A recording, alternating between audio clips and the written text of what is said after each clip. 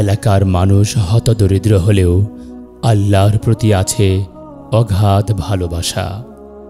নিজেদের থাকার ঘর বাঁশের চাটাই আর টিন দিয়ে তৈরি হলেও মসজিদটি তৈরি করতে চায় পাকা বিল্ডিং ভবন। 13% জমিতে প্রতিষ্ঠিত এই মসজিদটি টাকার অভাবে থেমে আছে নির্মাণ কাজ। আমাদের মসজিদটা হওয়ার পূর্বে আমরা অনেক কষ্ট করছি, পানির উপর দিয়ে গেছি মসজিদ। এখানে খুব নিম্নবিত্ত লোক অনেক বেশি আর কি, ওই জন্য গোড়া উঠাইতে পারিনি। মসজিদ তো প্রায় 13 শতক জমির উপরে আছে, কিন্তু মসজিদের ঘরটা আছে 2 শতক জমির উপরে। মসজিদটা আমরা তৈরি করছি ঠিক আছে, কিন্তু এখনও পয়সার অভাবে আমরা প্লাস্টারে করতে পারিনি। দরজার নিচে ইট দিয়ে রাখছি, ইটগুলো খুলে পড়তেছে, প্রাচীরও গেছে।